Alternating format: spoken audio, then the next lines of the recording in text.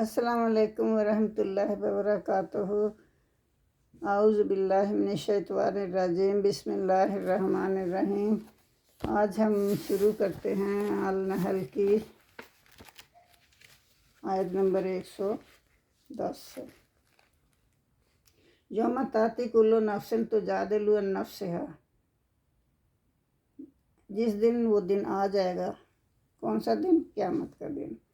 تو ہر شخص جو ہے وہ اپنا خود ہی وکیل ہوگا، خود ہی اپنا وہ فیصلہ کرے گا۔ وَتُوَفَّى كُلُّ نَفْسٍ مَا عَمِلَتْ، اور ہر شخص کو جو اس نے دنیا میں کام کیے تھے اس کا پورا پورا بدلہ دیا جائے گا۔ وَهُمْ لَا يُظْلَمُونَ، اور ان میں سے کسی پر بھی ظلم نہیں کیا جائے گا۔ وَضَرَبَ اللَّهُ مَثَالًا قَرْيَةً كَانَتْ آمِنَةً مُطْمَئِنَّةً یَأْتِیہا رِزْقُہا رَغَدًا مِنْ کُلِّ مَکان۔ تو یہاں اللہ فرما رہے ہیں، ایک مثال پیش کر رہے ہیں اللہ تعالیٰ۔ اللہ تعالیٰ کہہ رہا ہے کہ ایک بستی تھی جو کہ مطمئن زندگی گزار رہی تھی، خوشحال تھی، اور ہر طرف سے ان کے پاس رزق آتا تھا۔ اللہ ہر طرف سے ان کے پاس رزق وافر مقدار میں بھیجتا تھا، لیکن انہوں نے کیا کیا؟ اللہ کی ناشکری کی، اللہ کی نافرمانی کی، اللہ کی نعمتوں کی ناشکری کی۔ فَكَفَرَتْ بِأَنْعُمِ اللَّهِ، اللہ کی نعمتوں کی اس نے ناشکری کی۔ فَأَذَاقَهَا اللَّهُ لِبَاسَ الْجُوعِ وَالْخَوْفِ بِمَا كَانُوا يَصْنَعُونَ، پھر اللہ نے ان کو پہنایا بھوک کا لباس اور خوف کا لباس۔ یعنی کہنے کا مطلب یہ ہے کہ ان پر عذاب نازل کر دیا، جس میں عذاب کی وجہ سے وہاں ہر چیز تہس نہس ہو گئی، کچھ بھی کھانے کو نہیں بچا، سب عذاب کی نظر ہو گیا، اور وہ خوف زدہ رہنے لگ گئے۔ اس وجہ سے جو وہ کرتے تھے نا، جو ان کے کرتوت تھے، اس وجہ سے یہ ایسے ہوا۔ انہوں نے اللہ کی عطا کردہ نعمتوں کی ناشکری کی۔ تو اس لیے ہمیں ہر حال میں اللہ کا شکر ادا کرنا چاہیے، چاہے ہم اچھے حالات میں ہوں یا برے حالات میں۔ تو برے حالات میں یہ ہے کہ ہم نے اللہ کی رحمت کی امید رکھنی چاہیے، اور اللہ سے دعا مانگنی چاہیے کہ اللہ میرا رزق کشادہ فرما۔ اور اچھے حالات میں یہ کہ جو نعمتیں تو نے مجھے دی ہیں ان کا ہر وقت شکر ادا کرو، اولاد کی شکل میں یا رزق کی شکل میں، جو بھی دیا ہے اللہ نے اس کی عطا کردہ نعمتوں کا شکر ادا کرو۔ تو پھر اللہ نے فرمایا ہے کہ اپنے یہ حلال حرام کا جو قصہ ہے کہ اپنے طرف سے نہ بنا لیا کرو کہ یہ چیز حلال ہے، یہ حرام ہے۔ جو اللہ نے حرام کیا وہ حرام ہے، جو حلال کہہ دیا وہ حلال ہے۔ دین تو وہی ہے جو اللہ نے فرمایا، اپنی طرف سے تو ہم کچھ نہیں ایڈ کر سکتے۔ انما حرم علیکم المیتۃ، اللہ کہہ رہا ہے کہ بے شک تم پر حرام کیا کیا؟ مردار، والدم، اور خون، بہتا ہوا خون، ولحم الخنزیر، اور خنزیر کا گوشت، وما اہل لغیر اللہ بہ، اور وہ ذبیح جس کے اوپر اللہ کے نام کے علاوہ کسی اور دوسرے کا نام پکارا گیا ہو۔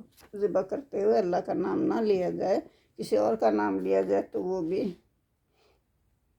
جیسے بتوں کا لے لیتے ہیں، اپنے پیر و فقیروں کا لے لیتے ہیں، تو یہ سب حرام ہو جاتا ہے۔ وہ تو یہ اللہ نے اس سے منع کیا، یہ وہ بھی حرام ہے۔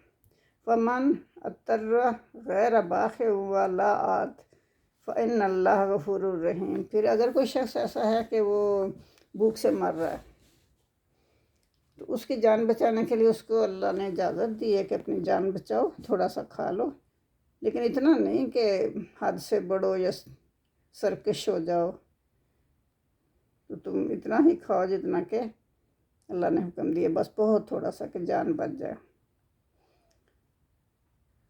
پھر اس کے بعد اللہ نے کہا ہے کہ اس کے بعد اللہ غفور الرحیم ہے، اللہ بخشنے والا ہے اور رحم فرمانے والا ہے۔ وَلَا تَقُولُوا لِمَا تَصِفُ، اور اپنی زبانوں کو جھوٹ کہنے کے لیے بے لگام نہ چھوڑ دو، السماتکم اپنی زبانوں کو، الکاذبہ جھوٹ کے لیے، ھذا حلال و تو یہ حلال ہے اپنی طرف سے نہ بنا لو، وھذا حرام اور یہ وہ حرام ہے، لے تفتروا علی اللہ کاذبا یہ اس لیے کہ تم باندھو اللہ پر بہتان، جھوٹا بہتان باندھو، اپنی طرف سے حلال حرام نہ بنا لیا کرے جیسے دوسری قوموں نے بنا لیے تھے، یہودیوں نے بنا لیے تھے۔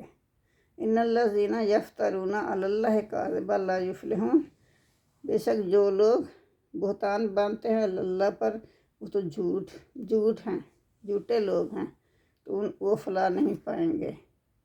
متاع قلیل ولہم عذاب عظیم، تو ان کے لیے اس میں تھوڑا سا فائدہ ہے ان کے لیے، اس کے بعد ان کے لیے سخت عذاب ہے۔ وعلی الذین ھادوا حرمنا ما قصصنا علیک من قبل، اللہ فرما رہا ہے کہ ان لوگوں پر جو کہ یہودی تھے نا، ہم نے حرام کی تھی وہی چیزیں جو ہم نے آپ پر حرام کی، حضور صلی اللہ علیہ وسلم سے اللہ فرما رہا ہے وہی چیزیں ہم نے ان پر بھی حرام کی تھی جو آپ پر حرام کی تھی، ہم نے آپ پر بیان فرما دی ہیں وہ سب چیزیں جو ہم نے حرام کی تھی، ان پر بھی وہی چیزیں حرام کی تھیں۔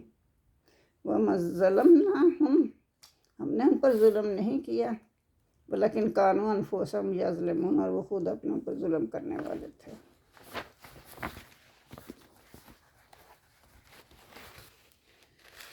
حلال حرام انہوں نے ایسے ٹھہرا لیا کہ خود ہی وہ چیزوں کو حرام بنا لیتے تھے، خود ہی حلال بنا لیتے تھے اور کہہ دیتے تھے کہ یہ اللہ نے کہا ہے، تو ان چیزوں کا کوئی فائدہ نہیں ہے، فائدہ تو اس کا ہے جو ہمیشہ رہے، جو اللہ کی بات ہے وہ ہمیشہ رہنے والی ہے، اس لیے اپنی طرف سے جھوٹ مت بولا کرو۔ تو یہودیوں پر اللہ تعالیٰ نے اس کے علاوہ اور بھی چیزیں حرام کر دی تھیں، کیوں کی تھی؟ ان کی سرکشیوں کی وجہ سے۔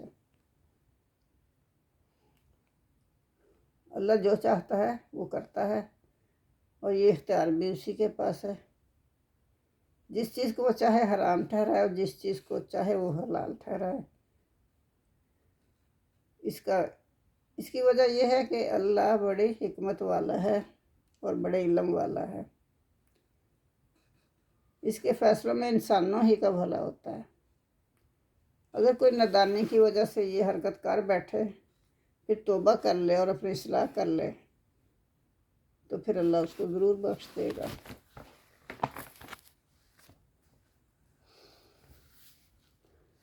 تو یہی بات بتائی جا رہی ہے، ثم ان ربک للذین عملوا السوء، اگر کوئی شخص برے کام کرے بجہالۃ، نادانی کی وجہ سے، بیوقوفی کی وجہ سے، ثم تابوا، پھر اس کے بعد وہ توبہ کر لے، من بعد ذالک، اس کے بعد وہ توبہ کر لے، وہ اصلحوا، اور اپنے آپ کو صحیح کر لے یا اپنی اصلاح کر لے، ان ربک من بعدھا لغفور رحیم، تو اس کے بعد اللہ تعالیٰ آپ کا رب غفور الرحیم ہے، بخشنے والا ہے، مہربان ہے۔ تو یہ یہودیوں کی کارستانیاں تھی جس پر اللہ نے ان کو متنبع کیا ہے کہ تو ایسے نہ کرو، اپنی زبانوں سے جھوٹ مت بولو، جو بھی ہے، جو بھی کرتا ہے اللہ کرتا ہے، اللہ حرام کو حرام اور حلال کو حلال کہتا ہے، تم اس میں اپنے مطلب رائے نہ شامل کرو، کیونکہ دین تو اللہ کا ہے، اللہ نے بیان فرما دیا پورا قرآن میں، اس کے بعد اس میں کوئی نئی چیز نہیں ہم شامل کر سکتے۔ تو لیکن اگر کوئی شخص نادانی میں کوئی ایسی حرکت کر بھی بیٹھے، تو پھر جب اسے سمجھ آئے کہ میں نے تو برا کام کیا تھا، ایسا مجھے نہیں کرنا چاہیے تھا، جب قرآن کو آپ پڑھو گے نا ترجمے کے ساتھ، جیسے میں ایک ایک لفظ کا ترجمہ آپ کو بتا رہی ہوں، تو آپ کو پتہ چل جائے گا ہر چیز کا مطلب پتہ چل جائے گا، کوئی بات پوشیدہ نہیں رہ جاتی، قرآن نے کھول کھول کے ہر چیز کو بتایا ہوا ہے، تو اپنی طرف سے لگانے کا تو سوال ہی پیدا نہیں ہوتا۔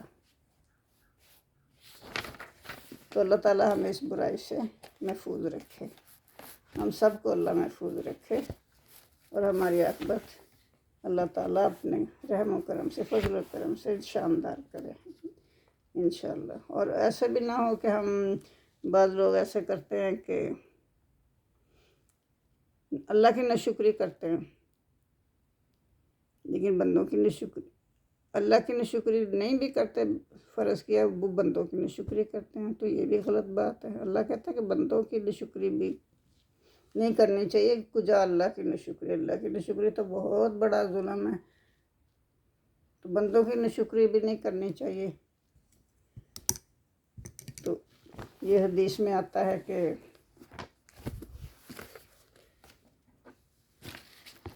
کبھی کسی انسان کی بھی ناشکری مت کرو، اگر اس نے تم پر احسان کیا ہے تو اس کے احسان کو یاد رکھو۔ ایک حدیث میں ہے کہ رسول اللہ صلی اللہ علیہ وسلم نے فرمایا، مجھے دوزخ دکھلائی گئی، میں نے دیکھا کہ اس میں اکثریت عورتوں کی تھی جو ناشکری کیا کرتی تھی اپنے شوہروں کی، انہوں نے جو ان کے ساتھ احسان کیے تھے نا، ان کی ناشکری کیا کرتی تھی۔ آپ نے فرمایا اپنے شوہروں کی ناشکری نہیں کرنی چاہیے،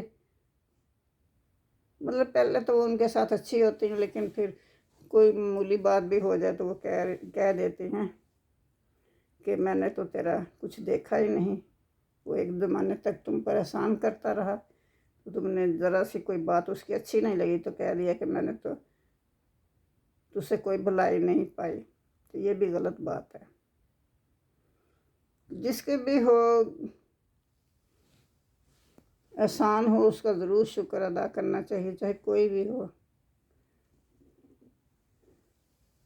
تو اللہ تعالیٰ ہمیں اس برائی سے محفوظ رکھے، آمین ثم آمین۔ اللہ حافظ۔ اللہم صلی اللہ محمد وعلی آل محمد کما صلیت علی ابراہیم وعلی آل ابراہیم انک حمید مجید، اللہم بارک علی محمد وعلی آل محمد کما بارکت علی ابراہیم وعلی آل ابراہیم انک حمید مجید۔